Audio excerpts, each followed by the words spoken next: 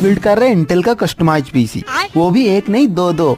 और इसका कॉन्फ़िगरेशन है i3 का 12th जनरेशन प्रोसेसर, रैम है 8 GB, NVMe SSD 500 GB, motherboard H610। अच्छा मान लो इंटेल कांग्रेस होता और राइजन बीजेपी, तो इस हिसाब से इस बार किसका सरकार बनेगा कमेंट करके जरूर बताना। बोर्ड में तो प्रोसेसर, रैम और SSD लगा के रेडी कर दिए और सेम कॉन्फ़िगरेशन में 2 सिस्टम असेंबल कर दिए। अब इसमें ऑपरेटिंग सिस्टम इंस्टॉल करने में टाइम नहीं लगता, ये सब सिर्फ 10 मिनट में हो जाता है। और इसका कॉन्फ़िगरेशन एक बार देख भी लो। इस सिस्टम में CPU, कीबोर्ड, माउस और मॉनिटर है। और इसका प्राइस जानना है तो कमेंट बॉक्स चेक कर लेना। तो आज के लिए इतना ही। वीडियो अच्छा लगा तो लाइक कर देना और चैनल सब्सक्राइब भी कर दो भाई। मिलते हैं नेक्स्ट वीडियो में।